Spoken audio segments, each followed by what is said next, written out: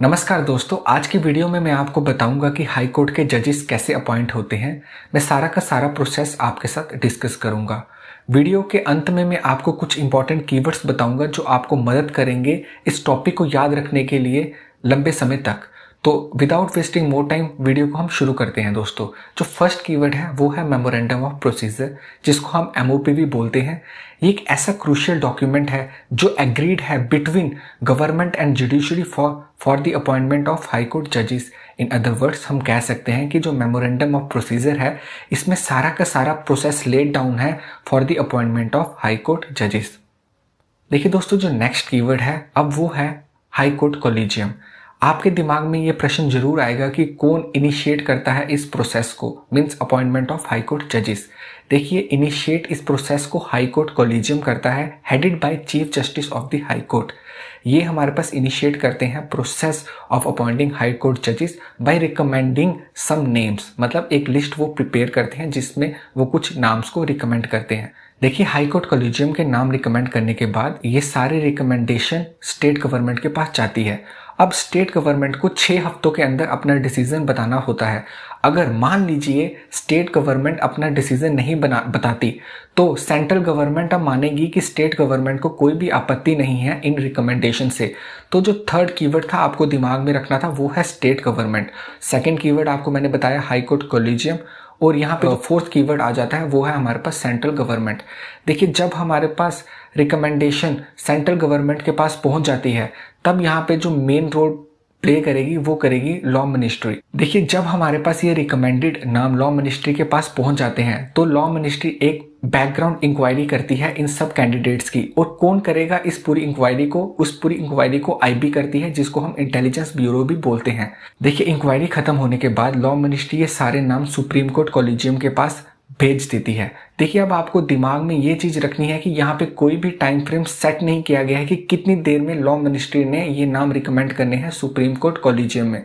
तो जो next keyword जो आपको याद रखना है वो है सुप्रीम कोर्ट कॉलेजियम। पर जब सुप्रीम कोर्ट कॉलेजियम के पास ये सारे नाम पहुंच जाते हैं तो उन्होंने 4 हफ्तों के अंदर अपनी राय इसके ऊपर बतानी होती है। तो मतलब सुप्रीम कोर्ट कॉलेजियम के लिए एक टाइम फ्रेम सेट किया गया है। ठीक है दोस्तों, जब ये हमारे पास दोबारा नाम अब सुप्रीम कोर्ट कॉलेजियम से लॉ मिनिस्ट्री के पास पहुंच जाते हैं तो सेंट्रल गवर्नमेंट या फिर आप लॉ मिनिस्ट्री बोले, इन्होंने अब हमारे पास 3 हफ्तों के अंदर ये नाम आगे फॉरवर्ड करने होते हैं। किसको करने होते हैं? प्राइम मिनिस्टर ऑफिस को, जिसको आप शॉर्ट फॉर्म में पीएमओ ऑफिस भी बोलते हैं। यहाँ पे लॉ मिनिस्ट्री के लिए एक टाइम फ्रेम सेट किया गया है। वो जो टाइम फ्रेम है वो है 3 हफ्ते।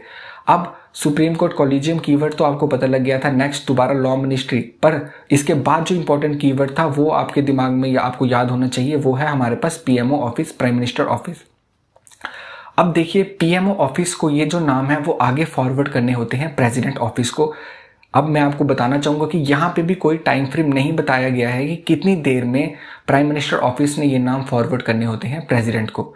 जब ये हमारे पास नाम प्रेसिडेंट ऑफिस के पास पहुंच जाते हैं, प्रेसिडेंट के पास पहुंच जाते हैं, तब प्रेसिडेंट हमारे पास अपॉइंट करता है हाई कोर्ट जजेस को। जो हमारे पास लास्ट कीवर्ड आ गया वो हो गया हमारे पास प्रेसिडेंट।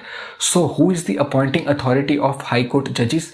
तो हमारे पास इसका आंसर होगा प्रेसिडेंट। अब जब हमारे पास प्रेसिडेंट इन जजेस को अपॉइंट कर देता है तो ये हमारे पास पूरा प्रोसेस मैंने आपको बताया for the appointment of high court जजेस। अब मैं आपके साथ ये सारे के सारे इंपॉर्टेंट कीवर्ड्स शेयर करूंगा। तो कीवर्ड्स क्या था? फर्स्ट कीवर्ड था हमारे पास मेमोरेंडम ऑफ प्रोसीजर, जो एक डॉक्यूमेंट है जिसमें हमारा पूरा का पूरा प्रोसेस लेड डाउन है।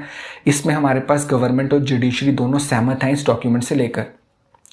सेकंड कीवर्ड दोस्तों मैंने आपको बताया, वो जो हमारे पास कीवर्ड है वो है हमारे पास हाई कोर्ट कॉलेजियम, जो इनिशिएट करता है प्रोसेस को हमारे पास for appointment of high court जजेस। जो थर्ड कीवर्ड है वो है हमारे पास स्टेट गवर्नमेंट। फोर्थ हमारे पास सेंट्रल गवर्नमेंट, उसमें भी अगर फर्दर कैटेगराइज करेंगे तो कीवर्ड आपको याद रखना है लॉ मिनिस्ट्री।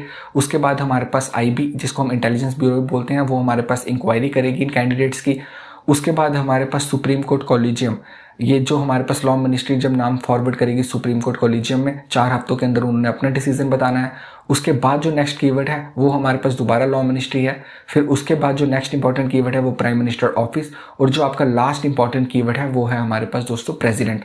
अगर आप इन सारे के सारे कीवर्ड्स पे फोकस करेंगे तो आप ये टॉपिक ज़्यादा देर तक याद रखेंगे और आप बहुत अच्छा परफॉर्म करेंगे कॉम्पिटिटिव एग्जामिनेशन में। चाहे हमारे पास कोई भी क्वेश्चन ये इस टॉपिक से आ जाए, आप डेफिनेटली वो क्वेश्चन कर लोगे दोस्तों।